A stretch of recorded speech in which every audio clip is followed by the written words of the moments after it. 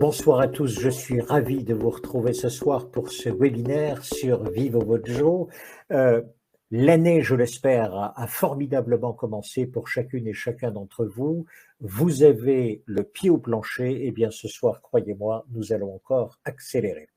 On va accélérer. J'ai une question à 1000 aspirines pour vous, la voici. Dites-moi, est-ce que selon vous, le bien-être conduit à la performance ou est-ce que la performance conduit au bien-être?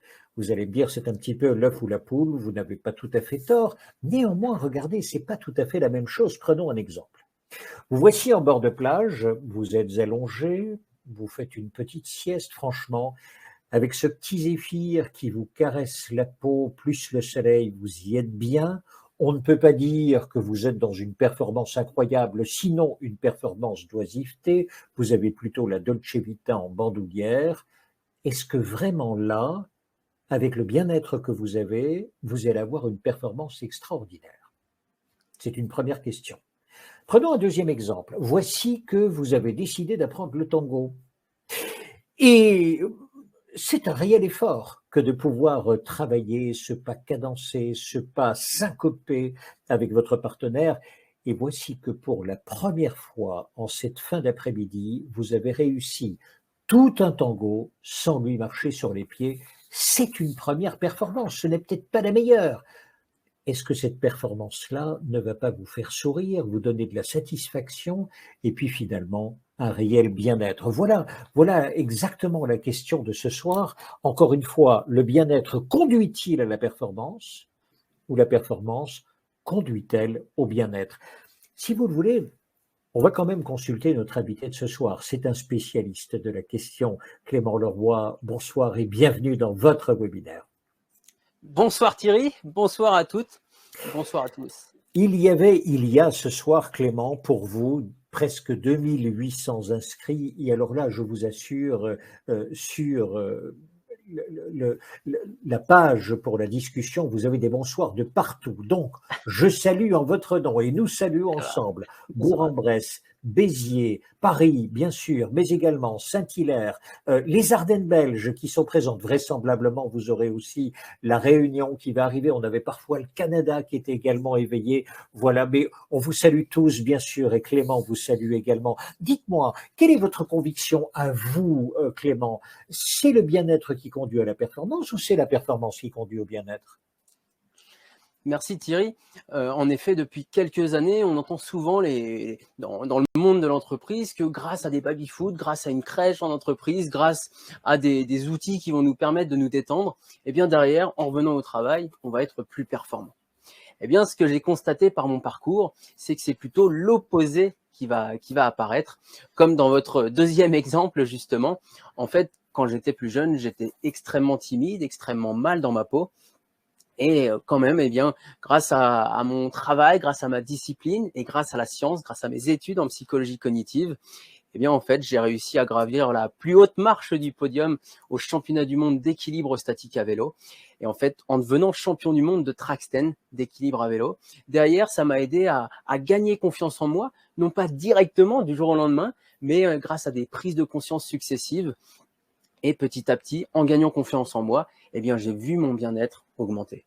Et donc, très concrètement, j'ai vu combien on avait besoin d'installer les clés de la performance autour de nous pour derrière nous permettre de toucher le bien-être et non l'inverse. Parce que malheureusement, comme vous le citiez dans votre premier exemple, si on court après la performance en cultivant notre bien-être, eh bien, on risque de se reposer sur nos lauriers et du coup d'être contre-productif.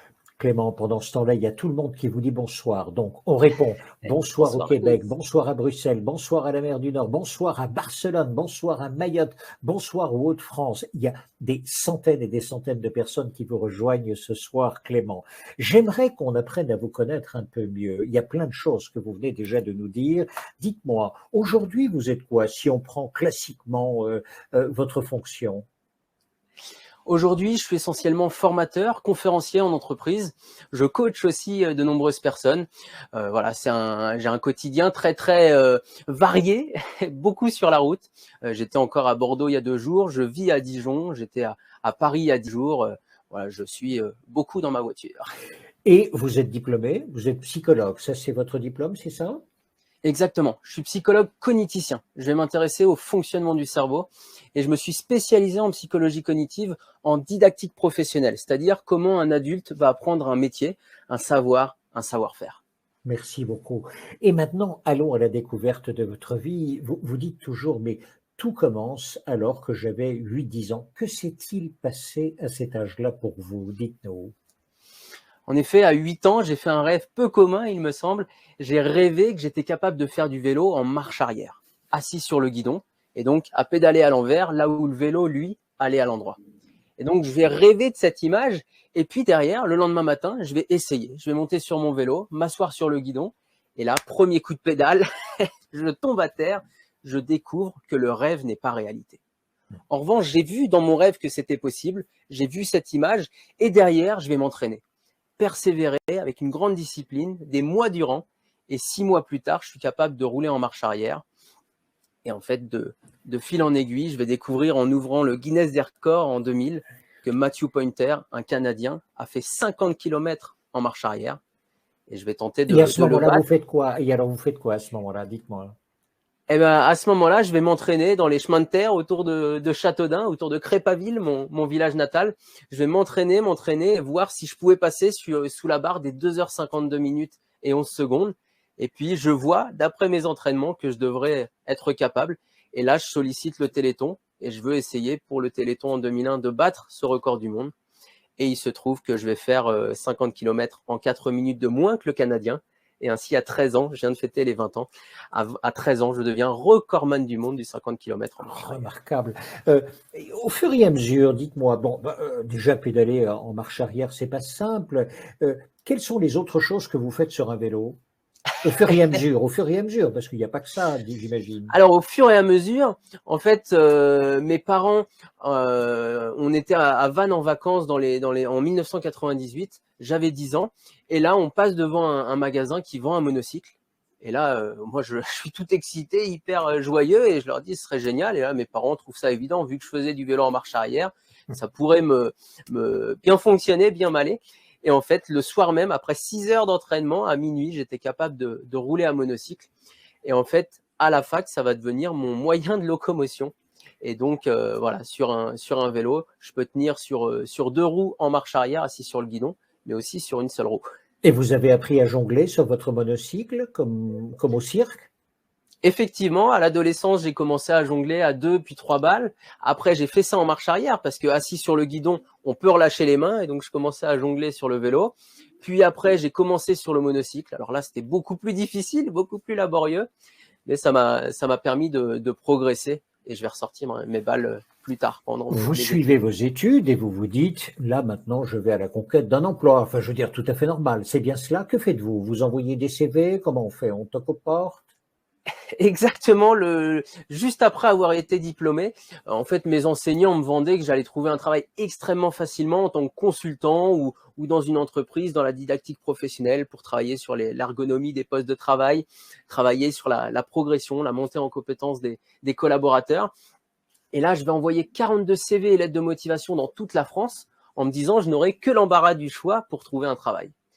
Et là, suite à ces envois, eh bien, je vais recevoir une réponse. Et là, ça va être la douche froide. Elle va être négative. Et quelle est Et votre donc, réaction à ce moment-là? Parce que là, on peut être déprimé quand même, ce qui est tout à fait voilà, compréhensible. Ben, ça le serait, n'importe quel jeune fraîchement diplômé qui se sent rejeté. C'était quoi le sentiment? j'étais dépité. Ça faisait 1 an que j'entendais mes enseignants qui nous disaient qu'on allait cartonner et je le voyais. Eux étaient eux-mêmes consultants. Donc, ils avaient leur société, ça marchait super bien. Ils bossaient avec des entreprises dans toute la France.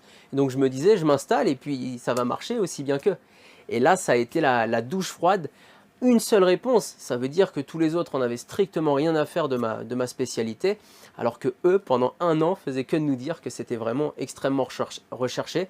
Et donc là, j'ai vu le gap qui pouvait exister entre ce qu'on nous prétendait durant nos études et puis la réalité. Et donc, à partir de là, je me suis dit, bon, où est-ce que je vais pouvoir repartir? Quelle va être la suite? Eh bien, j'avais besoin d'argent, comme tout étudiant en fin d'études. Donc, je vais commencer des petits boulots. Je vais bosser chez Amazon, je vais bosser dans la grande distribution, je vais bosser en mécanique générale à l'usine. Je vais enchaîner les petits boulots pendant 6 mois. Pendant 6 mois. Voilà. Au bout des 6 mois. Et au bout des 6 mois. Alors là, au bout des 6 mois, il se trouve que c'est la fin de mon CDD. On est le 15 juin 2012. Et de mon petit monocycle durant mes études, eh bien, j'étais passé à un grand monocycle. En fait, il m'est arrivé un petit tracas durant mes études, c'est que tous les mois de juillet, je bossais en centre aéré en tant qu'animateur, avec des enfants en maternelle souvent. Et puis, autour du 15 juillet en 2009, eh bien, il se trouve que je vais tomber sur les platines de mes rêves, les platines de David Guetta sur le net. Et là, je vais me dire, c'est génial, elles valent l'équivalent d'un mois de salaire. Donc, je vais monter sur Paris et les acheter. Et donc, je monte à la moitié de mon mois à Paris. J'ai emprunté de l'argent à un ami, etc., parce que je n'avais pas l'argent sur mon compte. Et en fait, dans l'après-midi, je vais envoyer l'argent par MoneyGram au Bénin. Et j'imagine que vous voyez la suite de l'histoire. Et en fait, je ne verrai jamais ces platines. Le soir, je rentre vraiment démoralisé à Châteaudun, dans ma ville natale. Je vais à la gendarmerie porter plainte. Et là, les gendarmes m'expliquent qu'en fait, pour moins de 5000 euros, pour eux, ils ne peuvent rien faire. Quoi qu'ils fassent, la requête n'aboutira pas. Et donc, ils m'expliquent que je peux m'asseoir sur cet argent. Donc là, c'est très très dur. Il me reste 15 jours à travailler. Et je sais que ça va être juste pour rembourser mon ami. Et j'arrive surtout en septembre sans argent. Et donc, comment je vais faire? Eh bien, j'ai une amie qui est en reprise d'études en psychologie. Et elle est assistante sociale. Et elle me dit, si tu veux, je pourrais t'embaucher le samedi matin, faire des petits ateliers ensemble. En revanche, le top pour toi, ce serait que tu travailles pour la Charpré, le centre aéré de la ville de Tours. Et là, ce serait vraiment génial parce qu'il rémunère bien et ce sera très chouette. Et surtout, tu pourras faire beaucoup plus d'heures. Et en fait, je vais postuler à la Charpré. Et là où tous les autres animateurs changent d'activité avec leurs enfants toutes les 6 semaines entre chaque période de vacances, là, ils vont me dire, si tu veux, Clément, on investit dans du matériel de cirque, des balles à jongler, des rollabolas, des monocycles. Et tous les 6 semaines, eh bien, toutes les 6 semaines, tu vas changer de groupe. Et comme ça, tu feras cirque toute l'année. Et là, je me dis, waouh, c'est vraiment génial.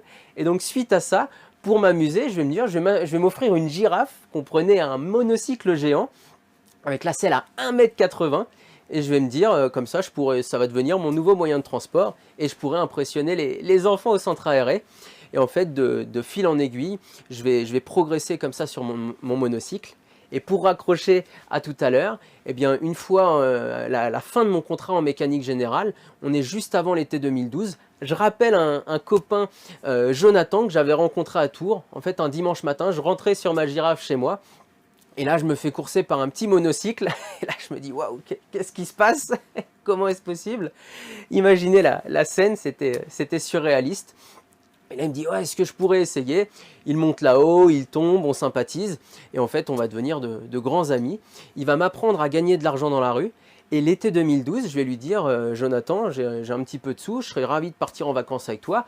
J'ai la voiture de mon grand-père, la 205 familiale. Si tu veux, on peut mettre le matériel dans le coffre. Et puis, tu jongles là où on est et ça nous permet de nous offrir des vacances. Et là, il me dit, génial, c'est parti, banco. Et en fait, au bout de 10 jours, il va me laisser tomber. Il va me dire, Clément, il fait trop chaud. On était à Montpellier, c'était trop pour lui.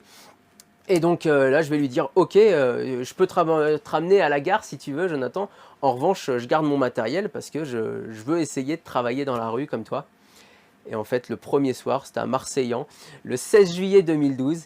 Et il se trouve qu'au bout de 10 minutes, je vais descendre du monocycle, je vais tendre mon chapeau comme lui, en faisant un petit peu comme lui, même si j'avais un niveau nettement inférieur à lui, qui pouvait cracher du feu, jongler à 4 massues là-haut. Et en fait, dans ce premier chapeau, eh bien, je vais gagner plus d'argent que lui. Et du jour au lendemain, ça va être mon métier. Je vais complètement mettre de côté la psychologie cognitive et me lancer à fond dans l'art de rue. Oui. Incroyable, bravo, mais quel parcours. Et encore, ce n'est là que le début du parcours. Vous allez nous raconter la suite au fur et à mesure. Mais merci beaucoup pour cette entrée en matière. Je retiens donc qu'aujourd'hui, vous êtes toujours artiste de rue, dites-moi, sur votre Ah, passeport. plus du tout. Ça Ah, n'a duré qu'un an, c'est la suite de bon. l'histoire. Aujourd'hui, vous êtes quoi? Conférencier, vous l'avez dit, bien sûr. Dites-moi, euh, ça c'est pour votre parcours. Aujourd'hui, on s'attaque à quoi? Aujourd'hui, ce dont je veux vous parler, c'est 7 leviers qui m'ont aidé à prendre de la hauteur, prendre de l'altitude, à être à la fois plus performant, mais surtout à mieux me sentir, à être plus épanoui. Parce que ça, je crois que c'est la quête de tout le monde. Une partie de votre récit vient de nous montrer effectivement que l'ensemble des étapes que vous avez gravies, les coups durs que vous avez eu à contrer, et puis ensuite face auxquels que vous avez dû surmonter, pardon, tous ces coups durs en question vous ont permis finalement de quoi? De gagner de la satisfaction, de gagner du bien-être, de gagner du sourire? Bah, sur le coup, oui, c'était plaisant à vivre. Je menais une vie au jour le jour. C'était très agréable. Après, il va y avoir un moment charnière qui va vraiment bouleverser ma vie. C'est mon meilleur ami, Pierre-Marie, qui va me prononcer une phrase qui vraiment va faire une grande différence. Parce que je n'avais pas senti jusque-là que, bah, que ce que je faisais marchait relativement bien. Parce qu'en fait, je vais partir, une fois artiste de rue dans le sud de la France, je vais partir en Australie pour l'hiver. Parce que dans le sud de en France, impossible de travailler l'hiver quand on est artiste de rue. Et donc je vais partir 3 mois en Australie, faire une sorte de pseudo tour du monde, m'arrêter un mois à Hawaï, un mois en Nouvelle-Zélande, un mois et demi en Thaïlande, au Cambodge. Et en revenant en France, en fait, il va m'arriver le pire entre guillemets par rapport à ce que j'avais prévu. Je voulais attaquer ma deuxième saison et là je vais avoir un accident de moto. Je vais me prendre le poids de ma moto sur mon genou gauche et en fait je vais derrière ressortir de l'hôpital avec une attelle et être très mal en point. Je comprends instantanément que ma saison d'art de rue est tombée à l'eau. Et en fait, suite à ça, eh bien, trop mordu de vélo comme j'étais, eh bien, je vais ressortir mon vélo, m'accrocher le pied droit sur la pédale, essayer de circuler comme ça. Et au feu rouge, j'ai essayé de tenir en équilibre statique avec une jambe tendue. Et ce qui va se produire, c'est que je vais du coup travailler cette figure, le un pied en équilibre statique. Et au championnat du monde où j'avais participé en 2011, en 2013 je vais reparticiper, mais cette fois-ci suite à l'accident. Or, ce qui départage les meilleurs, c'est cette fameuse figure où il faut lâcher un pied. Et là, à ce moment-là, tout le monde est tombé quasi instantanément. Donc, après 2 minutes en équilibre sur le vélo, il fallait retirer le casque de coursier, il fallait retirer le sac à dos de coursier et le t-shirt. Donc ça, c'est très difficile parce qu'il faut lâcher les mains et fermer les yeux le temps de le passer au-dessus de la tête. Au bout de 5 minutes, il fallait lâcher les mains en équilibre sur le vélo. Et au bout de 6 minutes, il fallait lâcher un pied. Et en fait, Andy Zalan, le deuxième, a tenu pendant 4 secondes sur un seul pied. Je vais tenir pendant 30 secondes grâce à cet accident. Et du coup, je vais devenir champion. C'est impressionnant, c'est vraiment impressionnant. Donc, d'un accident qui aurait pu finalement vous dégoûter définitivement, dit bon, ce n'est plus pour moi, j'abandonne, vous en faites un record du monde. Donc, recordman du monde de quoi? De la position statique sur un vélo. Là, ce jour-là, je gagne le titre de champion du monde d'équilibre statique à vélo, effectivement. Et après, en 2019, donc 6 ans plus tard, je vais m'attaquer au record du monde d'endurance. Remarquable. Mais franchement, toute mon admiration, Clément, et j'imagine l'admiration. Enfin, on le voit déjà, hein, vous avez un fan club extraordinaire qui dit mais enfin, Clément, tu n'es pas sur ton vélo. C'est Patrick qui vous demande, qui vous pose cette question. C'est une belle histoire, dit Jean-Luc. C'est vraiment magnifique. Attendez, vous n'avez pas encore tout vu. Clément sans son vélo, c'est la première fois, vous dit Patricia. Vous voyez, donc ils sont tous étonnés. Allons-y. 7 leviers pour prendre de l'altitude. Voyons avec vous finalement les secrets de l'ensemble de votre parcours et que vous voulez ce soir partager avec nous. Voyons, si vous le voulez bien, le tout premier de ces leviers pour pouvoir être bien, d'abord performant et puis ensuite être bien. Dites-moi, le premier, ce serait quoi? Le premier, ce serait l'importance de cultiver l'optimisme. On est dans une société où malheureusement parfois on a tendance à voir le verre à moitié vide, alors qu'en fait si on le voit à moitié plein, eh bien ça change tout. J'ai eu le plaisir il y a 2 mois de rencontrer Marie-Amélie Le Fur, multi-médaillée olympique et paralympique, pardon. Elle a été amputée au niveau du genou il y a quelques années. Et aujourd'hui en fait quand on la rencontre, eh bien, on a l'impression d'avoir quelqu'un de tout à fait valide et elle a une joie de vivre, un enthousiasme qui est assez extraordinaire. Et en fait, elle est pour moi la preuve que même quand on traverse des épreuves extrêmement difficiles, eh bien, si on voit le verre à moitié plein, eh bien, on peut se transformer et derrière arriver à continuer à avancer, à cheminer. Et en fait, mon accident, sur le coup, vous pouvez vous imaginer, ça a été terrible, ça a été extrêmement difficile à vivre. Ma saison suivante tombait à l'eau, pour moi c'était tout tracé, c'était tout facile, entre guillemets. Et là, il a fallu aborder un grand virage, me réinventer. Et je pense que ça, ce sont des épreuves qu'on traverse tous à un moment ou un autre dans notre vie. Et il y a deux façons de les aborder. Soit on voit le verre à moitié vide et on voit tout ce qu'on a perdu avec ce changement, avec ce virage qui s'impose à nous. Soit au contraire, on va l'accepter et on va essayer de se construire sur cette nouvelle configuration personnelle, entre guillemets. Et là, j'aime bien parler de la notion d'accepter ce qui ne peut être changé. Effectivement, être optimiste, c'est ça. C'est avoir un état d'esprit, avoir une attitude, un regard sur les choses qui nous permet d'aller de l'avant et de nous bâtir sur ce qui est encore possible et de mettre de côté tout ce que l'on a perdu. Parce qu'effectivement, si on voit le verre à moitié plein, et bien derrière, ça nous aide à avancer efficacement. À la fin d'une conférence, une fois, il y a un Norvégien qui est venu me voir et qui m'a dit, vous connaissez cette métaphore du verre que vous venez d'évoquer? Il me disait, est-ce que vous connaissez cette variante de ma grand-mère? Il me disait, ma grand-mère me disait toujours, si tu vois le verre à moitié vide, eh bien, t'as qu'à changer de verre, prends-en un plus petit.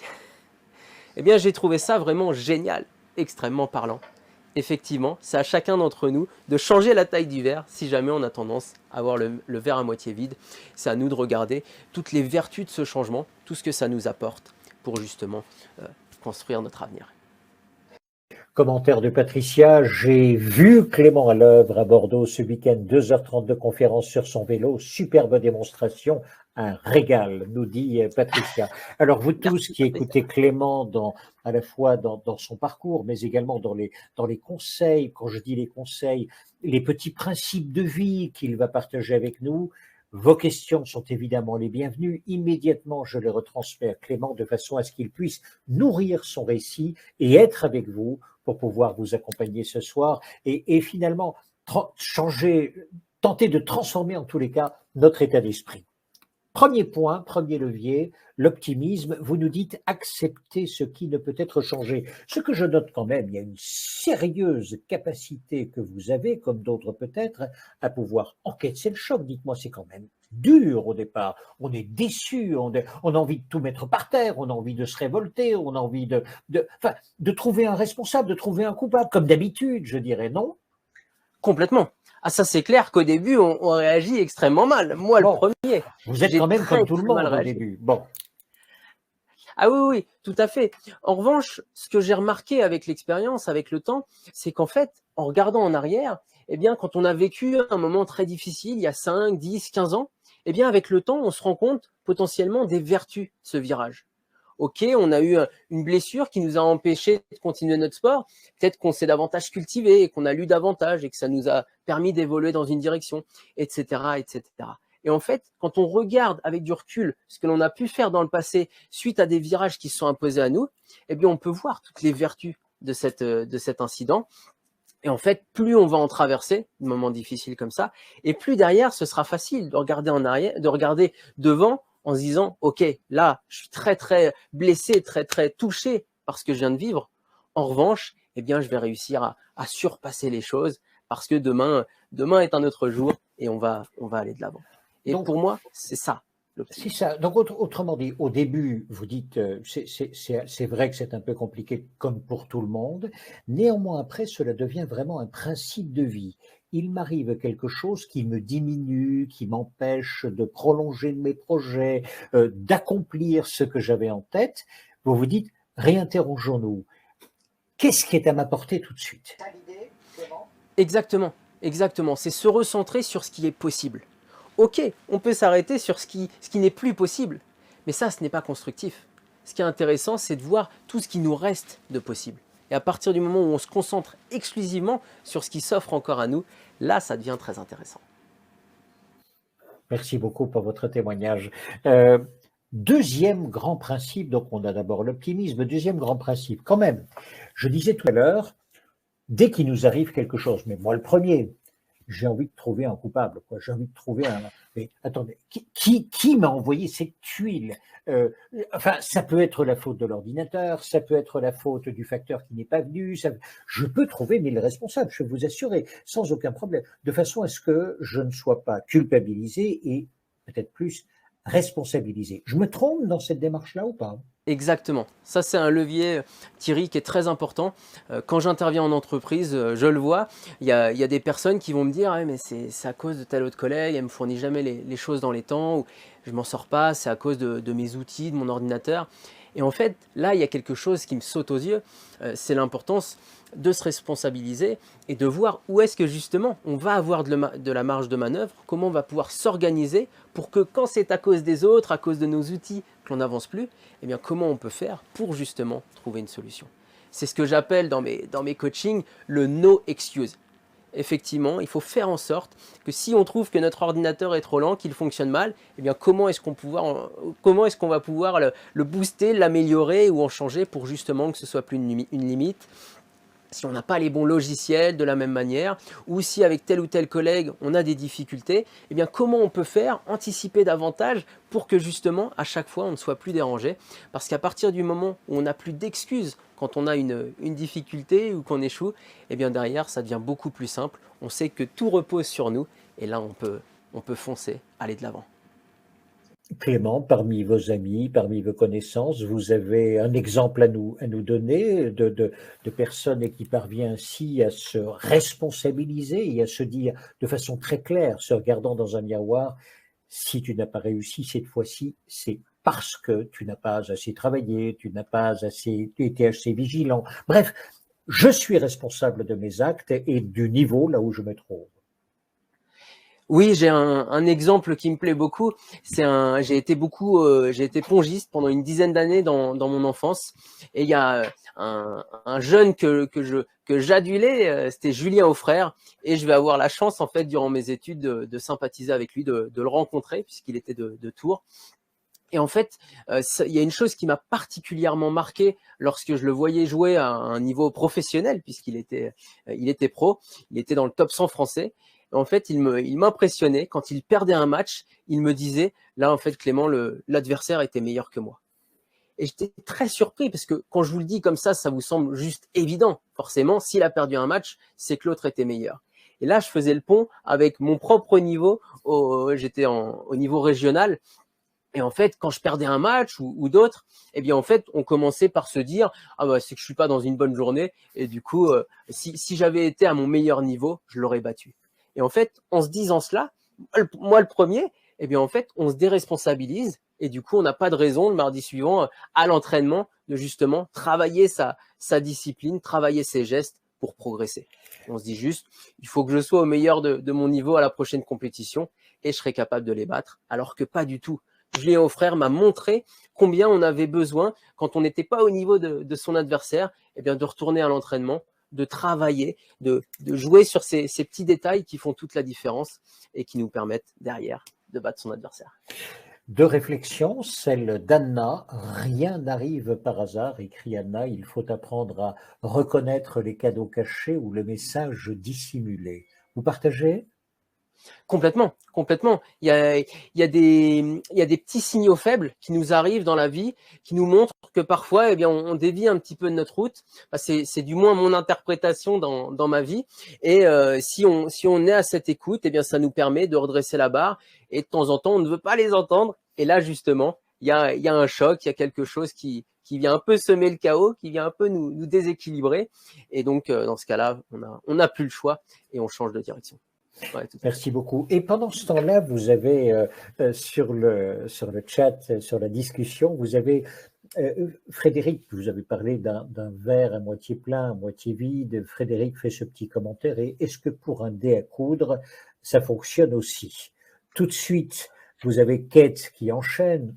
Il y en a qui se noient dans un dé à coudre, ce qui fait rire pas mal de personnes sur le chat. Juste cette petite réflexion. Poursuivons, si vous le voulez bien. Nous avez dit optimisme d'abord. Je reprends ce que ça veut dire. Considérer ce qui est encore possible, ce vers quoi je peux me diriger, ce vers quoi je peux encore m'accomplir. Deuxièmement, avez-vous dit se responsabiliser, ne pas aller chercher là où il n'y a aucune cause, la seule cause de notre insuccès ou de notre tentative ratée, c'est nous-mêmes. C'est d'abord ça. Donc, pouvoir se regarder dans un miroir, si je comprends bien, être très clair, très franc avec soi-même. On n'a pas été assez bon, on n'a pas travaillé assez. C'est bien ça, hein, Clément, on est d'accord là-dessus. Hein. Exactement. Troisième levier. Alors, troisième levier, ce serait quoi, dites-moi? Troisième degré. C'est quoi? On peut se disperser, on peut se concentrer, ce serait... Ce serait l'importance exactement de se centrer sur l'essentiel. Parce que avec la société actuelle, on a tendance à balayer tout un tas d'activités et parfois on en oublie complètement ce que l'on visait à l'origine. Et je pense que c'est important de temps en temps de faire un petit peu de surplace. Ceux qui me connaissent savent qu'effectivement, je passe beaucoup de temps sur mon vélo en équilibre statique et je trouve que c'est une belle métaphore pour se recentrer sur l'essentiel.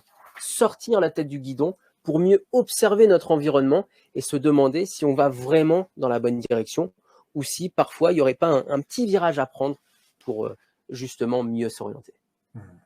Merci beaucoup. Samuel fait remarquer, beaucoup de personnes confondent responsabilité, culpabilité.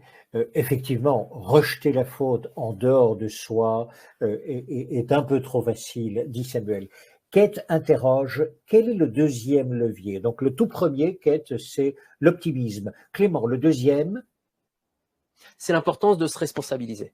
Importance de se responsabiliser. Et le troisième que vous venez de développer, se concentrer sur l'essentiel. Nous sommes d'accord? Exactement. Ça veut dire Et surtout, ici, oui, je j'en vous en prie. profite, merci Thierry. Pour le chat, n'hésitez pas à me poser toutes vos questions pour justement qu'on puisse échanger un maximum ensemble.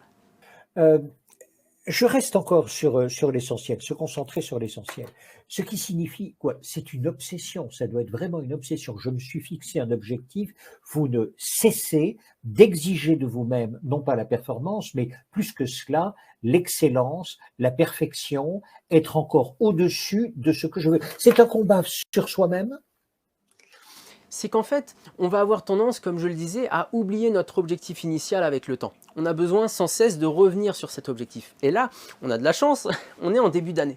Et en fait, en début d'année, c'est un formidable moyen pour se dire qu'est-ce que j'aimerais avoir accompli d'ici le 31 décembre prochain. Qu'est-ce que vous, face à moi, qu'est-ce que vous dites ce soir que vous aimeriez avoir fait d'ici le 31 décembre 2022 ? Est-ce que vous avez envie d'avoir réalisé tel projet personnel? Est-ce qu'au niveau du travail, vous souhaitez en être à tel ou tel niveau? Et comment est-ce que vous allez, sur les 11 mois qui nous restent, comment est-ce que vous allez pouvoir découper cet objectif pour l'atteindre? Et ça, pour moi, c'est quelque chose d'absolument essentiel, surtout dans une période comme celle que l'on traverse, où j'ai l'impression que le temps s'accélère. Les 2 années qui viennent de s'écouler, on ne les a pas vues passer. Pourquoi? Parce qu'on a été un petit peu chamboulé, on a été désorganisé, les choses ont changé, les délais ont parfois explosé parce qu'il n'y a plus de matières premières sur certains objets, sur certains produits, etc. Et du coup, qu'est-ce qui se passe? Eh bien, on va revoir nos objectifs à la baisse, on va voir les choses autrement. Et ça, pour moi, c'est très mauvais. On a besoin, au contraire, face à cette incertitude, de changer de regard et de se dire, bon, quels sont mes réels objectifs sur le long terme? Et derrière, qu'est-ce que ça change la situation et en quoi, potentiellement, elle pourrait m'arranger? Parce que quand vous pensez à une augmentation de l'incertitude, comme ce qu'on vit actuellement, qu'est-ce que vous vous dites? Qu'est-ce que ça vous évoque, l'incertitude? Est-ce que ça vous évoque plutôt de l'anxiété, du stress? Ou au contraire, est-ce que ça vous évoque une sorte de chose à construire, d'opportunité? Et en fait, j'adore cette vision. Parce qu'un monde plein de certitudes, ça n'a plus aucun intérêt.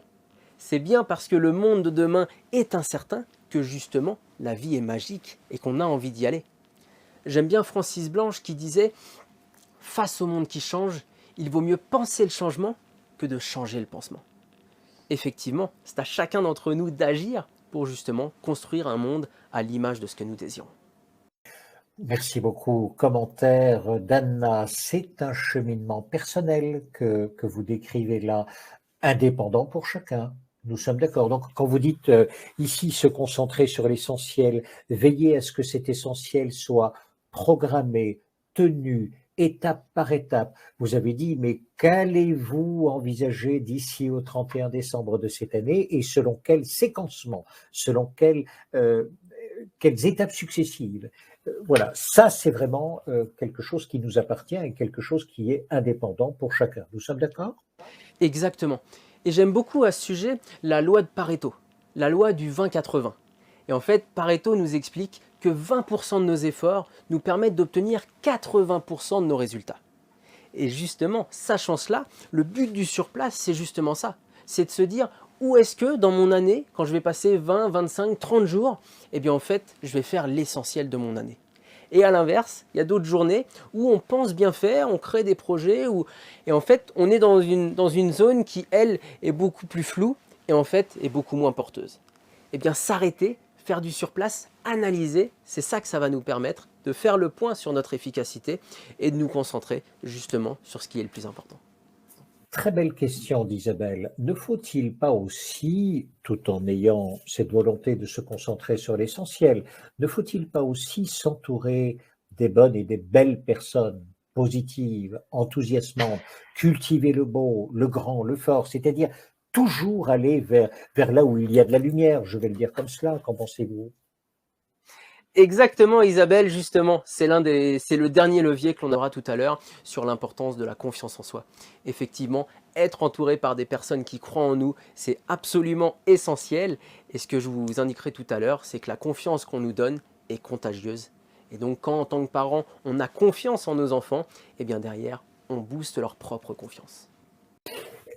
Réflexion également de Françoise sur laquelle j'aimerais entendre votre commentaire. Françoise nous dit ceci: on a tous un chemin de vie et un temps de maturation contre lequel on ne peut rien. Tout se met en place au moment comme si c'était prédéterminé. Avez-vous eu dans votre vie, Clément, cette sensation que, à un moment donné, quelque chose se présentait parce que vous étiez prêt, ou bien parce que vous étiez prêt, cette incertitude qui arrivait à ce moment-là, ben finalement, vous l'avez saisie. Et si vous n'aviez pas été prêt, vous l'auriez laissé passer.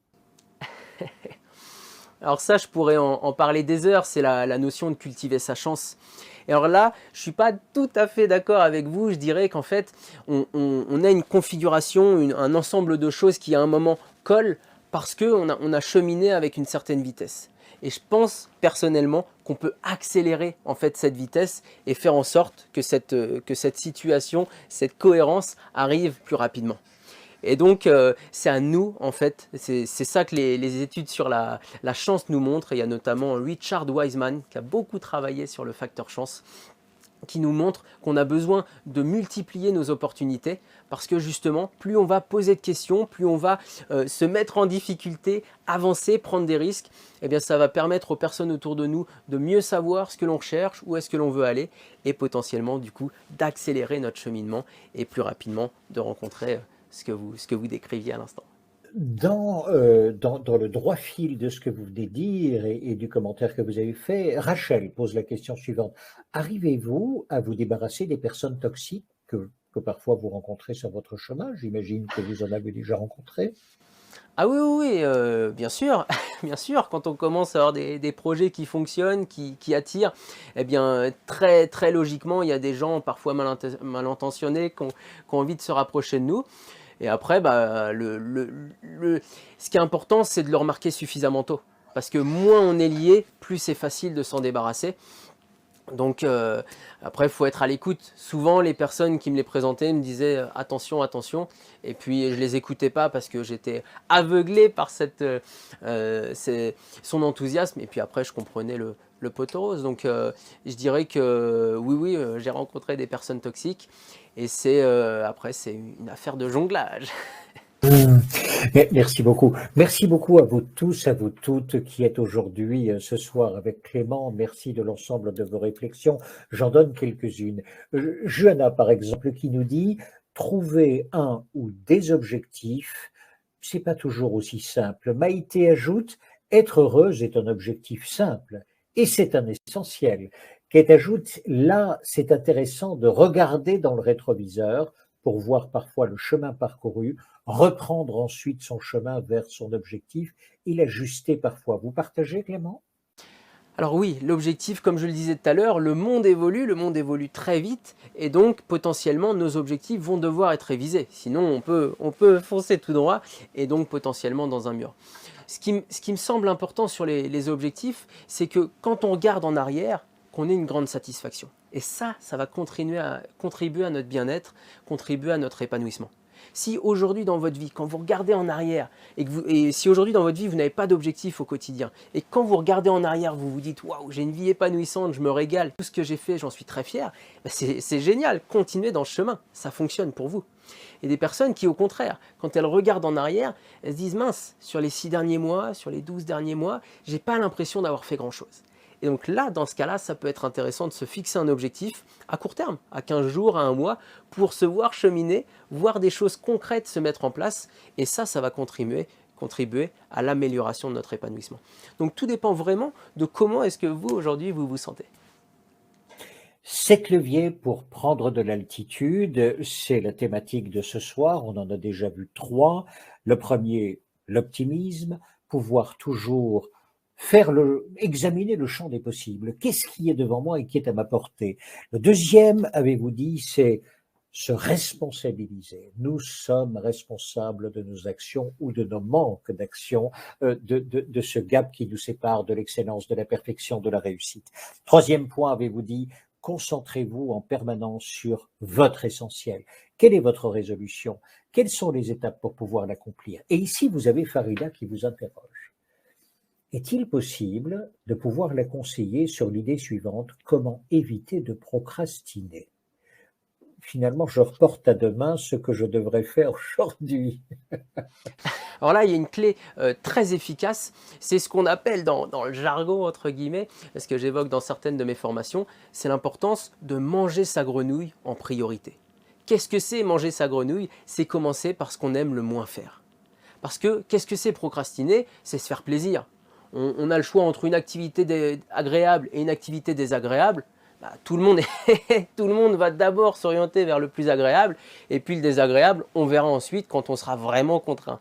Sauf que si on fait ça pendant des mois, il y a un moment où il y a des choses qui vont devenir urgentes, qui sont essentielles, et là, ça peut nous déséquilibrer. Donc, le plus efficace à court terme, c'est de commencer chaque jour par manger sa grenouille. Donc, le soir, on peut faire une sorte de checklist, et on va se dire, voilà, demain, je veux, dans ma to-do list, avoir fait ça, ça, ça, ça et ça. Et derrière, on peut se dire, bon, ça c'est hyper sympa, ça j'adore, ça moyennement, et puis ça pas du tout. Et en fait, ça peut nous permettre de voir l'ordre dans lequel on va devoir faire les choses. Si vous commencez par manger votre grenouille, par faire tout ce que vous aimez le moins faire dans vos journées, eh bien c'est ça pour moi qui sera le moyen le plus efficace de limiter la procrastination. Clément, dans tout ce que vous nous avez dit jusqu'à présent, et vous ne nous avez pas encore tout dit de votre parcours, en réalité, ce que je constate, c'est qu'à chaque fois, vous vous êtes confronté à des zones d'inconfort. Enfin, quand tout jeune, vous dites je vais rouler en vélo en marche arrière, enfin, c'est une sacrée zone d'inconfort. Quand ensuite vous dites non, mais maintenant ce sera sur une roue, inconfort. Ensuite, non, mais sur une roue et immobile et en train de jongler, inconfort encore. À chaque fois, on dirait, vous vous êtes propulsé vers des zones à risque. Et c'était votre objectif. Ce serait ça le quatrième point, le quatrième levier, la zone d'inconfort, la prise de risque? Exactement Thierry, sortir de sa zone de confort est un levier absolument essentiel pour avancer, pour cheminer dans notre quotidien. En fait, il y a Lev Vygotsky, qui est un chercheur en psychologie du développement, un chercheur du siècle dernier, qui s'est rendu compte qu'on avait tous une zone de confort et qu'en fait, plus on en sortait et plus derrière on la développait. Et il a parlé notamment chez l'enfant de zone proximale de développement. Il s'est rendu compte que l'enfant, quand il était accompagné par un autre enfant plus grand qui savait faire, ou par un adulte, et du coup, il était capable de faire plus de choses. Et là, il s'est rendu compte donc que si on accompagnait l'enfant, eh bien derrière, il avançait efficacement, il progressait. En revanche, si on allait trop loin, si on lui en demandait trop, il y avait une zone de panique, une troisième zone, où là, c'était complètement contre-productif de l'emmener parce qu'il pouvait perdre confiance en lui. Eh bien en fait, pour nous, adultes, ça fonctionne exactement de la même façon. on va avoir une zone de confort et quand on va en sortir, on va rentrer dans une zone d'apprentissage. Et donc, si on veut progresser, si on veut avancer, si on veut agrandir notre zone de confort, on a besoin de titiller nos limites, on a besoin de temps en temps de sortir de cette, même souvent, de sortir de cette zone de confort pour justement l'agrandir. En revanche, il faut quand même y aller avec une certaine douceur parce que si on va trop fort, si on va trop loin, on va rentrer dans notre zone de panique et là, ce sera contre-productif. En revanche, si on y va petit à petit, qu'on sort de notre zone de confort, là, on va pouvoir avancer efficacement. Et c'est comme vous le signaliez juste avant, Thierry, c'est un peu ce que j'ai fait durant tout mon parcours. Parce qu'en fait, une fois champion du monde d'équilibre statique à vélo, là, j'ai commencé à me poser la question, comment est-ce que je pourrais me challenger? J'avais envie de voyager jusqu'au Cap Nord, notamment en Norvège, et surtout, j'avais envie de rencontrer l'habitant. Et là, une nuit, Eureka, je vais me dire, ça y est, je sais comment je vais voyager. Chaque soir à 17h, je vais prendre mon vélo sur l'épaule, je vais sonner chez l'habitant et je vais tenter de troquer un spectacle d'équilibre statique à vélo contre une nuit au chaud à l'étranger. Et là, en fait, quand j'ai appelé mes copains, mes amis, ils ont halluciné. Ils m'ont dit, mais Clément, ratterris, c'est impossible qu'un étranger t'héberge, surtout si tu parles pas sa langue. Et en fait, je les ai pas écoutés. Comme vous le disiez tout à l'heure, j'ai oublié votre prénom. Effectivement, je n'ai pas écouté les personnes qui ne croyaient pas en moi.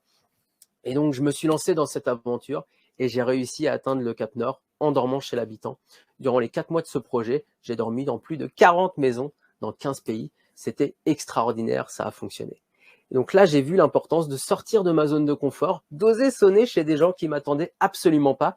Et en fait, j'ai réussi à leur donner confiance, à ce qu'ils se disent, eh bien, pourquoi pas, le temps d'une soirée, on peut éteindre la télé, inviter les voisins, les copains, et on se retrouvait tous au bord de la cheminée, autour d'un spectacle, et c'était assez extraordinaire. Donc, oui. Et cette aventure vers le Cap Nord vous a conduit où après? Vous avez repris l'expérience ailleurs après? Qu'en avez-vous fait de cette nouvelle zone de confort? Exactement, oui, c'était ma nouvelle zone de confort de sonner chez l'habitant. Et là, mes amis, je les rappelle. Je leur dis, bon, tu vois, Maxime, je suis parti au Cap Nord. Bah, tu me disais que ça pouvait pas marcher. Et là, vous savez ce qu'il me dit? Là, il me dit, Clément, en France, ça pourra jamais marcher. Je sais pas ce que vous pouvez imaginer chez vous de l'hospitalité des Français. Et donc, je me suis mis ce défi en tête. Je me suis dit, OK, je vais partir qu'avec des partenaires Made in France, avec une voiture électrique, avec 150 km d'autonomie, et je vais essayer de faire le tour de France des communes non insolites. Et ça, je peux vous dire, on est très bien doté en France. Et donc, je suis parti par Panne, Soucy, ensuite Saint-Amand-sur-Fion. Je suis allé jusqu'à Boucheporne, avant de redescendre vers La Tronche et Verges. Et ensuite, je suis passé dans le centre névralgique des communes non insolites en France, où j'ai battu le record d'affluence, puisque dans le salon de mon cul, il y avait 25 personnes pour le spectacle improvisé.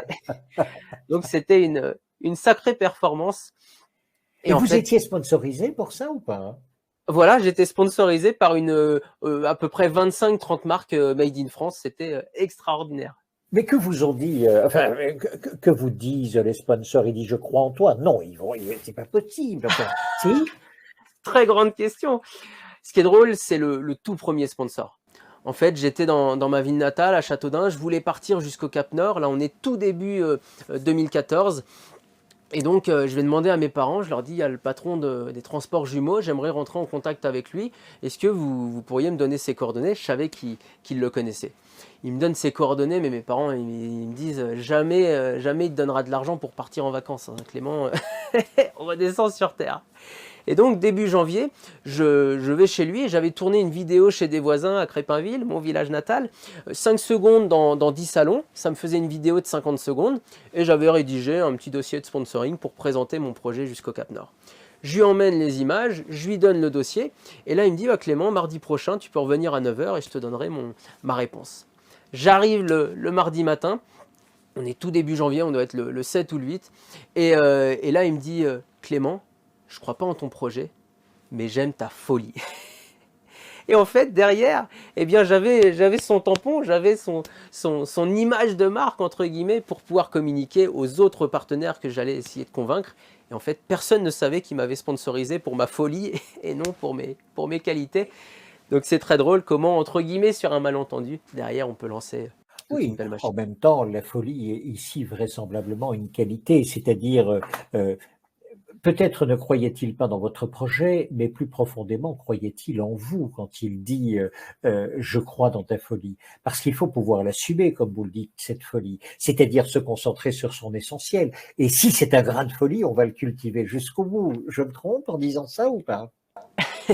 Et exactement. En fait, la folie, c'est vraiment quelque chose d'essentiel à cultiver pour moi, à avoir cette âme d'enfant, vraiment l'avoir en permanence. Eh bien, ça nous permet, le jour où on est un petit peu mou, eh bien, de se dire, allez, j'y vais, je fonce, on s'en fiche de ce qui adviendra. Et en fait, derrière, en se lâchant, c'est là que les choses peuvent se débloquer. Optimisme, avons-nous dit. Deux, responsabilité, c'est-à-dire vraiment nous sommes responsables pour une bonne partie, en tous les cas, des actions que nous posons. Trois, se concentrer sur l'essentiel. Quatre, avez-vous dit, sortir de sa zone d'inconfort, c'est vraiment fondamental ce que vous venez de nous dire là, d'après ce que je comprends en tous les cas.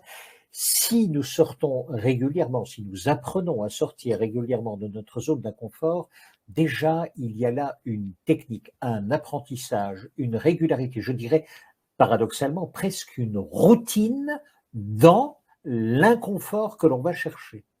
On commence à s'y habituer à cet inconfort en question et avec tous les inattendus évidemment que cela peut provoquer. La deuxième chose, dites-vous, et ça ce n'est pas paradoxal, c'est tout à fait logique, dès que je travaille ma zone d'inconfort, c'est ma zone de confort que j'accrois au fur et à mesure. Je n'avais qu'un canapé, bientôt 2 fauteuils, un pouf, et puis ensuite un lit 3 places, etc. Bref, ma zone de confort s'accroît au fur et à mesure où je découvre l'inconfort. Admettez-vous, allez-vous admettre, Clément, que dans tout votre parcours, vous êtes sacrément doué, dites-moi, non? Enfin, est-ce que je me trompe en disant ça? Vous avez un don pour l'équilibre, vous avez un don pour l'inconfort, vous avez un don, non? La nature vous a pourvu. Eh ben, c'est drôle ce que vous dites parce que effectivement, parfois on vient me dire, «Ah, mais Clément, tu as un don, c'est pas possible, tu as un don pour tenir en équilibre sur ton vélo et puis point». Et en fait, ce qu'ils ne savent pas, eh bien, ces personnes, c'est que j'ai travaillé et que j'ai travaillé avec méthode. En fait, ce que la science m'a appris, eh bien, c'est ça qui m'a permis derrière d'avancer efficacement dans mes différentes figures et de devenir champion du monde. En fait, tout s'explique, c'est grâce à la science, grâce à ce que j'ai découvert durant mes études, que j'ai pu travailler mes différentes figures sur mon vélo, avancer efficacement, les décomposer, les répéter de manière vraiment permanente pendant des jours et des jours. Et derrière, c'est ça qui m'a permis de me dépasser et de réaliser, entre guillemets, l'impossible. Donc vraiment, ça, je pense que c'est essentiel de l'avoir en tête, que c'est le travail et surtout la méthode d'être entouré de gens qui sont passés par là où on souhaite aller pour justement gagner du temps et faire des pas de géant. Beaucoup de commentaires sur votre histoire personnelle, enfin, commentaires admiratifs évidemment. D'abord, il y a Kate, que de belles histoires, Clément, bravo. Ensuite, vous avez Eric, tout à fait d'accord, pour la zone de confort, dit Eric, je pratique le développement personnel depuis une dizaine d'années, je sors régulièrement de ma zone de confort pour atteindre mes objectifs. Bravo. Sortir de sa zone de confort, ajoute Patricia, c'est en réalité se motiver. Vous Oui, partagez? complètement. Complètement. On va avoir un challenge, on fait quelque chose sur lequel on n'est pas sûr de réussir, bah, c'est un vrai défi et on va derrière se lancer avec plus de fougue. Ce sont les projets les plus ambitieux qui sont les plus attrayants. J'aime répéter ça dans mes conférences, l'importance d'avoir des projets extrêmement ambitieux, de vouloir faire des choses qu'on n'a jamais vues. Parce que derrière, c'est comme ça qu'on fédère et c'est comme ça qu'on avance. À viser petit, en fait, on n'avance pas tant que ça. Ah, d'accord. Donc, vraiment viser grand, quoi, voilà. Avoir l'audace de l'ambition. Exactement. Stéphanie ajoute ceci, nous sommes créateurs de tout. Nous sommes créateurs de notre bonheur, de notre malheur, des disputes, de l'abondance financière ou de l'inverse. Nous sommes des créateurs, d'où notre responsabilité en tout. C'est ça? Effectivement, c'est notre imagination qui nous bride. Donc on a besoin de réfléchir à une sorte de projet utopique. Quelle serait la vie de nos rêves dans 5, dans 10, dans 20 ans? Et derrière, comment est-ce qu'on va réussir à rejoindre cet objectif? effectivement, c'est important déjà de se projeter, de l'imaginer pour derrière pouvoir construire ce chemin et ainsi rendre cela possible. Maïté a pas mal, une très très belle réflexion qui dit ceci. Avoir des facilités ne suffit pas, il faut travailler. Mais l'inverse également, travailler ne suffit pas, il faut avoir des dispositions. Qu'en pensez-vous? C'est joli. Là, je suis absolument pas d'accord. Ah! Pour moi, on a tous des capacités extraordinaires. En revanche, on n'en a pas forcément conscience. Et donc, le but, c'est de rencontrer des gens dans notre vie qui vont nous aider à en prendre conscience et justement à basculer, entre guillemets, à derrière réaliser de très grandes choses. Personnellement, c'est parce que mes parents, au début, à 8 ans, m'ont poussé, ont accepté que je fasse du vélo en marche arrière. Puis après, quand j'ai eu l'idée de partir jusqu'au Cap Nord, c'est parce que j'ai eu des personnes qui m'ont dit, bah, Clément, c'est bon, on va te financer ton projet, on veut te permettre d'exprimer ta folie, etc., etc. Et c'est ça, en fait, qui m'a permis d'avancer et surtout d'apprendre à me connaître et de me réaliser. Donc vraiment, on a besoin de sortir de notre zone de confort pour mieux connaître nos limites, mieux connaître où se situe notre équilibre, notre efficacité pour aller de l'avant. Et donc, on a besoin de se titiller. Merci beaucoup. Je rappelle, hein, Clément est en train de nous expliquer à travers son parcours, mais de façon conceptuelle, il est en train de nous donner vraiment des points d'appui pour notre vie, de façon à ce que nous puissions aller du bien-être à la performance. Et donc, vous avez dit optimisme d'abord, de façon presque, je dirais, vorace, de façon généreuse également. Deuxième point, se responsabiliser, ne pas aller chercher ailleurs ce qui nous appartient en responsabilité. Je dirais même, si on va un peu plus profondément sur ce deuxième point-là, si nous n'étions pas responsables, serions-nous encore dans la dignité humaine? C'est une question que je pose. Dire je suis irresponsable, n'est-ce pas finalement sauter toute cette dignité humaine? Je laisse réfléchir tout le monde, hein, c'est une question que je pose, je la pose à l'envers de vous, Clément. La troisième, l'essentiel, dites-vous, concentrez-vous, soyez monomaniaque, soyez obsédé par le projet que vous avez. La quatrième, attention, allez vers votre zone d'inconfort ici, enfin, le psychologue que vous êtes, le neuroscientifique que vous êtes, ne va pas me contredire. Chaque fois que nous sommes dans l'apprentissage, chaque fois que nous sommes dans la découverte, chaque fois que nous stimulons nos neurones, est-ce que ce n'est pas là la meilleure hygiène mentale que nous pouvons nous accorder, Clément? Exactement. Développer, on se rend compte aujourd'hui dans la recherche que l'hygiène cognitive est essentielle. Et en fait, plus on va solliciter notre cerveau, et derrière, mieux il va progresser, retenir et nous permettre du coup de réfléchir, de faire des associations d'idées. Exactement. Et ensuite, vous dites surtout, le cinquième point, surtout, mais immense travail. Il faut travailler, travailler, travailler encore jusqu'à cette satisfaction de l'excellence. Nous sommes d'accord. Kate qui ajoute repousser ses limites, donne confiance et estime de soi quand on réussit. Il faut travailler effectivement et avec méthode. Parce qu'il y a des personnes qui travaillent tout le temps et qui n'avancent pas. Parce qu'elles ne savent pas où mettre exactement leur énergie. Et parfois, on a besoin d'accompagnement pour ça. Et en fait, quand on est entouré par des gens qui justement connaissent les ressorts sur lesquels il faut s'appuyer pour avancer, eh bien là, on est beaucoup plus efficace. D'où l'importance de s'arrêter, faire du surplace, pour justement réorienter les leviers sur lesquels on va mettre notre énergie pour avancer efficacement et durablement. Si je reprends votre parcours, n'avez-vous pas eu cette magie de transformer ce que j'appellerais le poison en remède? Je m'explique, vous dites à un moment donné, j'ai la jambe abîmée, je ne peux plus m'en servir. Franchement, je ne peux plus penser un seul instant utiliser mon vélo à une roue. Oui, mais vous allez avoir cette idée, le remède, de pouvoir fixer votre jambe à la pédale et de voir si c'est possible. Et c'est ça qui va vous emmener jusqu'au championnat du monde et jusqu'à la victoire. Est-ce que finalement, vous n'êtes pas un alchimiste? Effectivement, là, on en revient sur la place de l'interprétation, sur tout ce qui nous arrive. Et j'adore la notion développée par Platon et également Bernard Stiegler, sur la notion de pharmacone. Et en fait, Bernard Stiegler nous montre combien tout est à la fois poison et remède.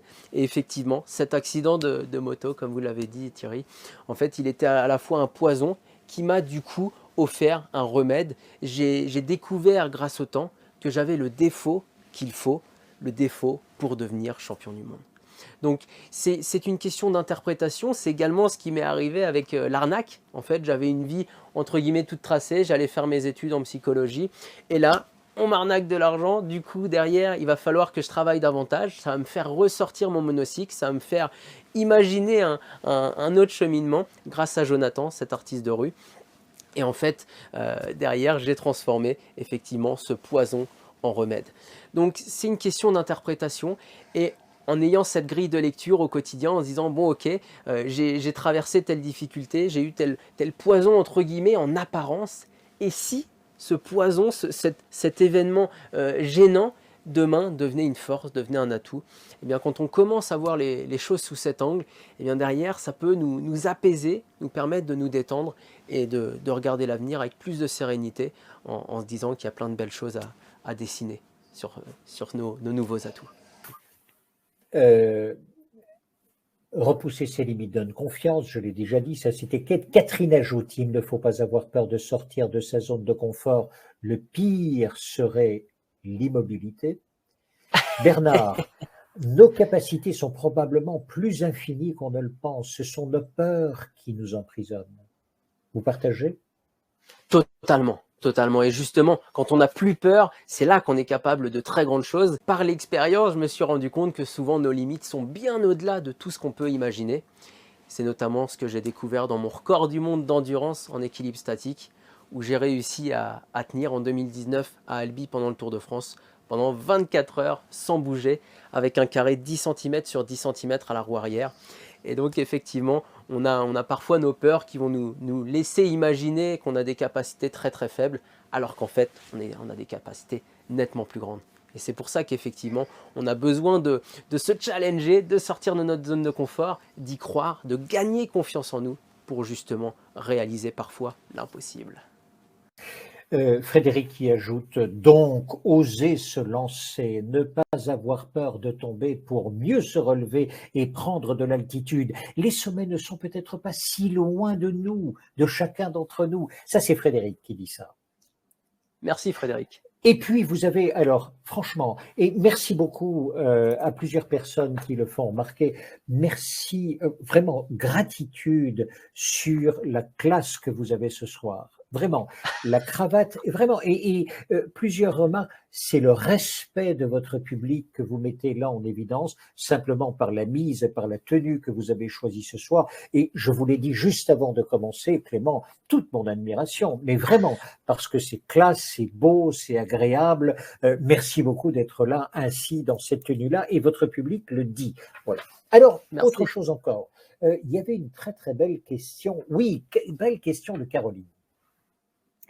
Pour remporter votre record des 24 heures en équilibre sur votre vélo, avez-vous mis en pratique ces 7 leviers? Alors oui, ah oui, justement, je me suis beaucoup entraîné et je suis sorti de ma zone de confort. Parfois, je suis tombé à l'entraînement, donc je me suis pris des claques et je me suis rendu, et j'y suis allé aussi avec beaucoup d'optimisme. J'ai travaillé, je me suis entraîné. Donc oui, ça clairement, c'est grâce notamment à ces leviers que j'ai pu me dépasser et dans tout ce que je lance dans ce projet-là, mais aussi sur des projets plus personnels, effectivement, ce sont des leviers centraux. Alors, vous avez un fan club parce que vous avez Catherine, Patricia, Maïté qui disent « Attendez, vous n'avez pas vu Clément en cravate sur son vélo ». Génial. Merci beaucoup pour ce regard très bienveillant et même amical que vous portez sur Clément. Clément, dernier point, bon, quand même, on en a vu 6 de points, il y en a 7 de leviers. Alors le 7e, alors j'en profite, parce que je vois que vous posez beaucoup de questions, n'hésitez pas à en poser encore plus si vous en avez en tête, car si on n'a pas le temps de les traiter ce soir, je serai très heureux de vous y répondre ensuite. Je vais faire une vidéo dans la semaine, vous la postez sur mes réseaux ou via Vivo Vojo pour justement vous permettre d'avoir toutes les réponses à toutes ces questions. Et alors, Le septième levier sur lequel je voulais vraiment m'arrêter, c'est un levier absolument fondamental qui a un moteur extrêmement puissant, c'est l'importance de la confiance en soi. Et en fait, à l'origine, comme je vous le disais tout à l'heure, j'étais quelqu'un de très timide, qui perdait facilement ses moyens quand en amphithéâtre, je levais la main et que j'essayais de prendre la parole. Et en fait, je me suis rendu compte, en osant affronter mes difficultés, en osant parler à l'enseignante devant 300 autres étudiants, eh bien, je me suis rendu compte que parfois, ce que j'avais en tête, eh bien, n'était qu'une image. Et donc, j'avais l'impression que tout le monde me regardait dans tous les sens. Je perdais mes moyens. Et là, derrière, une fois, j'ai tourné la tête. Et là, je me suis rendu compte qu'en fait, personne ne me regardait. J'ai découvert l'écart énorme qui pouvait exister entre mes représentations de ce qui se passait autour de moi et de ce qui se passait réellement autour de moi. Et ce jour-là, en fait, j'ai fait un grand pas. Et je vous disais tout à l'heure qu'un soir, eh bien, je vais avoir l'idée de partir jusqu'au Cap Nord et de sonner chez l'habitant. Et ce projet a fonctionné. En fait, j'ai fait un raccourci. Il se trouve que 4 jours avant d'avoir cette idée-là, mon meilleur ami d'enfance, Pierre-Marie, dans une soirée tout à fait classique comme une autre, assis dans le canapé, on regardait la télévision. Et en fait, à un moment, il va se tourner vers moi et il va me dire « Clément, tout ce que tu entreprends réussit. » Waouh! Imaginez ce que ça m'a fait. Alors, bien sûr que tout ce que je faisais ne réussissait pas. En revanche, à ses yeux, j'étais psychologue cogniticien, j'étais parti en Australie, être artiste de rue, ça fonctionnait. Ensuite, j'étais devenu champion du monde d'équilibre statique. Pour lui, c'était incroyable, tout ce que je faisais fonctionnait. J'avais pas du tout cette grille de lecture. En revanche, grâce à sa vision, lui me connaissait par cœur, là j'ai commencé à me dire, et s'il avait raison?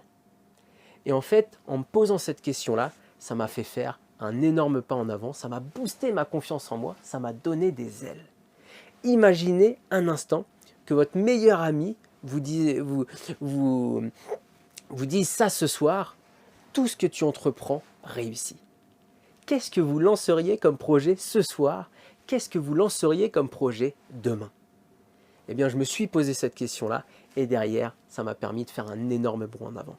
Donc, on voit l'importance dans la confiance en nous d'avoir des gens autour de nous, comme vous le disiez tout à l'heure, l'importance d'avoir des gens qui croient en nous, ça va être contagieux et ça va booster notre confiance. Comme quand un parent va pousser son enfant sur son vélo pour lui dire « j'ai confiance en toi, tu peux y aller, tu es assez grand ». Mais effectivement, l'enfant s'élance et ça fonctionne. Il y a une deuxième clé pour la confiance en soi qui est énorme, qui est très puissante. C'est Navi Raju qui m'en parlait l'été dernier à Bordeaux, le père de l'innovation frugale, ce qu'il appelle, c'est un Indien, l'esprit Judad. C'est l'esprit MacGyver, l'esprit du système D.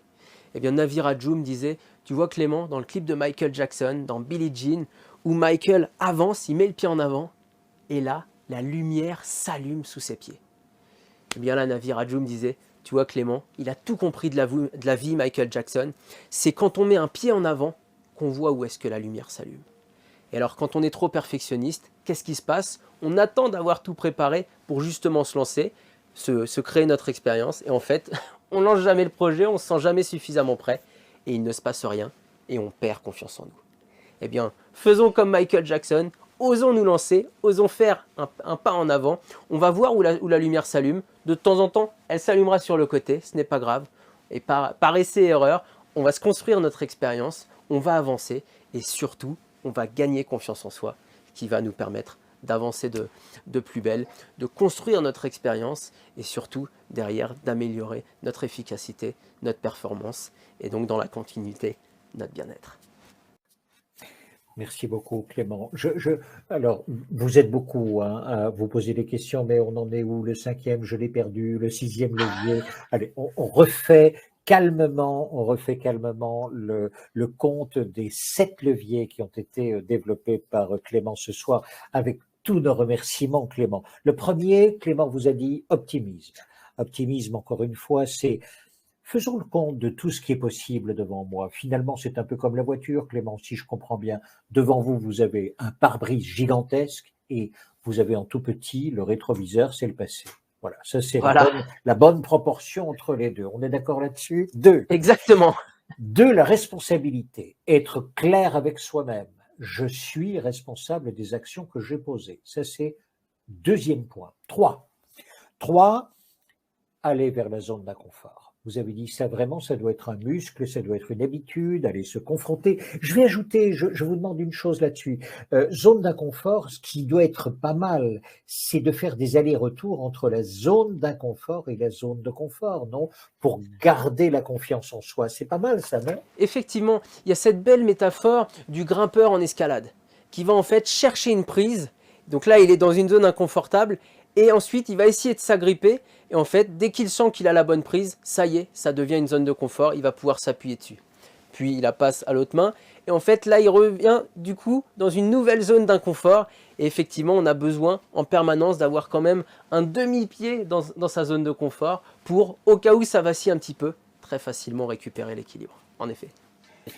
Donc, en 4, zone d'inconfort. En 5, le travail plutôt que le don. Clément a une conviction, une certitude. Non, dit-il, je ne suis pas plus ou moins doué qu'un autre. En revanche, dès que je me suis fixé un essentiel, je travaille jusqu'à avoir des niveaux d'excellence et de perfection largement plus importants alors que d'autres à l'arrivée. Mais ce n'est pas ça votre combat. Votre combat, c'est vous d'abord, si j'ai bien compris, Clément. En effet, exactement. La vie, c'est un combat contre nous-mêmes et c'est ça qui va nous permettre d'avancer. C'est quand on progresse jour après jour. Donc le 5e, c'est le travail. Don versus travail. Travail versus... Et la méthode. Parfait. Merci beaucoup. Le 6e, c'est pharmacone, avez-vous dit. C'est-à-dire avoir la capacité de transformer le poison en remède. C'est bien le déséquilibre en équilibre, comme l'écrit actuellement Kate. Voilà, c'est vraiment ça.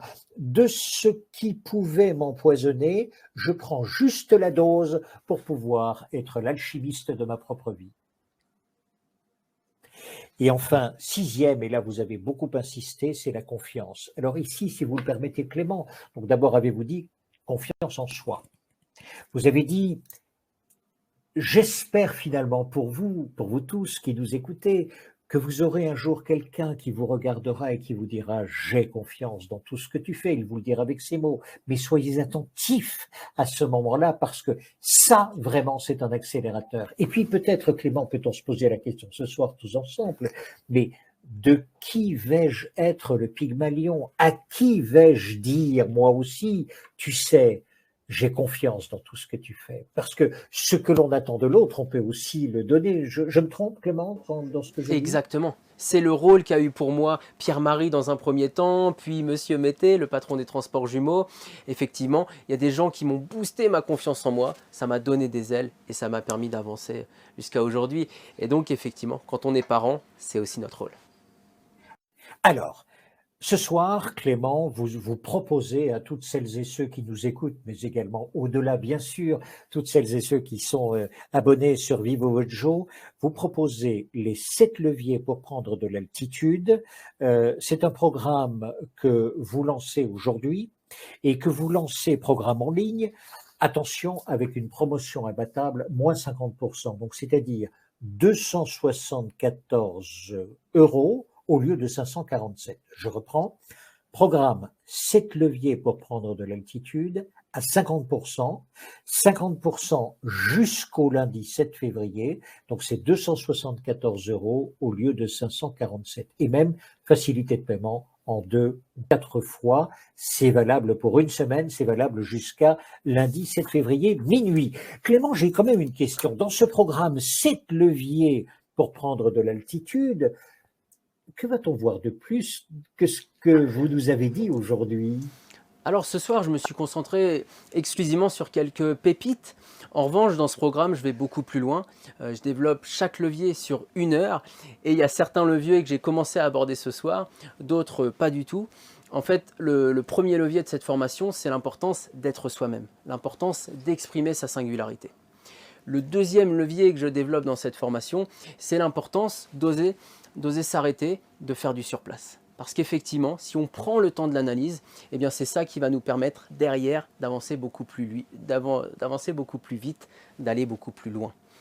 Le troisième levier, j'ai commencé à en parler tout à l'heure, c'est l'importance de l'optimisme et comment réussir à transformer ces pépins en pépites. Le quatrième levier que je développe très en profondeur dans cette formation, c'est l'importance de sortir de notre zone de confort. Je vais plus loin avec Lev Vygotsky et je montre combien, eh bien, quand on sort de notre zone de confort, derrière on décuple les possibles. Et donc je vous accompagne pour réussir, vous, à sortir de votre zone de confort au quotidien.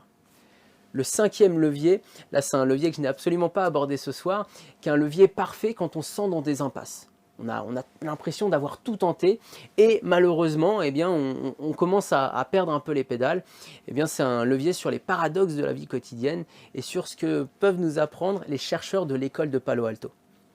C'est une école qui a été montée dans les années 60 en Californie, à Palo Alto. Et en fait, ce sont des chercheurs qui nous montrent eh bien, qu'en s'organisant autrement, en essayant de changer de point de vue, c'est ce qu'ils appellent la systémique, eh bien, en fait, on arrive à solutionner des situations qui nous paraissaient hier inextricables. Dans le sixième levier, je développe très en profondeur la confiance en soi. Comment gagner confiance en soi et comment développer la confiance en eux des personnes qui nous entourent. Et enfin, je sais que parmi vous, il y en a beaucoup qui ont des projets parfois personnels, des projets professionnels. Et donc, ce sont entre guillemets des bonus, ce sont des tips aux entrepreneurs. Qu'est-ce qui va nous permettre de faire un grand pas en avant, d'avoir une idée viable et ensuite de la monter, de la réaliser. Ce soir, Clément, vous avez fait des frustrés. Il y en a beaucoup parmi vos fans qui ont dit, attends, Clément, zut, quand est-ce que tu seras sur ton vélo? Est-ce que là, vous allez faire ce cadeau à vos admiratrices, admirateurs, d'être à un moment donné en conférence sur votre vélo? Alors justement, comme cette formation, je le vois bien dans mes coachings, c'est parce qu'il y a un suivi que les coachings portent leurs fruits et que ça fonctionne avec les personnes que j'accompagne. C'est ça que je vais vous proposer. Si vous avez envie de réaliser cette formation, en fait, tous les mois, on fera un apéro visio. Ça nous permettra de nous retrouver pendant 2 heures en début de mois pour lancer la mécanique. On commencera début mars. Et justement, le premier apéro visio, je le ferai en équilibre sur mon vélo. Et le but, c'est que vous me posiez toutes vos questions et surtout, ce que vous aurez vu dans la formation, je propose plein d'exercices et surtout des questions pour cheminer. Eh bien, s'il y a des choses sur lesquelles vous vous dites, mince, là j'ai envie d'aller plus loin ou j'ai telle ou telle problématique, telle ou telle question, eh bien justement, on sera ensemble pendant 2 heures chaque mois pour avancer efficacement. Et je vous promets, je serai en équilibre sur mon vélo. Et il y aura également une conférence que je vous offrirai, une conférence qui a été tournée en septembre dernier sur la créativité que j'ai réalisée intégralement sur mon vélo.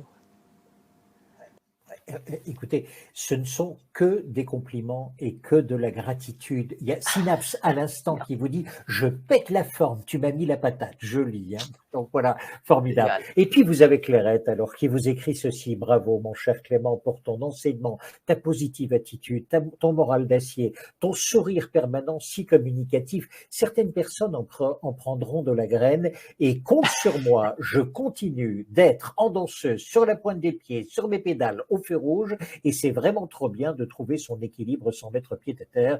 J'adore. À bientôt pour un spectacle et un nouveau sponsoring Claire Jacquemin, Made in France autour du monde. Au moins, c'est dit. Merci. Alors, ce ne sont que des merci, vraiment. Merci, merci, merci Clément pour toute l'énergie que vous avez donnée. Je rappelle que Clément vous offre à moins 50%. 274 € au lieu de 547, sa formation et son programme, 7 leviers pour prendre de l'altitude. Ces prix imbattables sont jusque lundi 7 février minuit. Profitez-en, vous avez même des facilités de paiement en 2 ou 4 fois. Clément, ce fut une joie d'être avec vous ce soir. C'est un vrai cadeau que votre présence, votre sourire, encore une fois, tout le public le dit. Et puis surtout, tous les conseils à la fois simples mais profonds et étayés par des scientifiques que vous nous donnez. Ça aussi, c'est-à-dire que ce n'est pas seulement sorti de votre expérience, c'est la validation du professionnel que vous êtes. Mille merci Clément pour cette soirée, pour ce webinaire. Merci Thierry, merci à tous. Je suis ravi d'avoir pu interagir avec vous. Et comme je vous le disais tout à l'heure, eh bien, je vous répondrai à toutes vos questions que je n'ai pas pu aborder ce soir dans une vidéo dans les prochains jours. Je vous souhaite une excellente soirée et je vous dis à très bientôt. Merci beaucoup Clément, à bientôt. Merci Bonne soirée Thierry. à tous. Bonne soirée à tous.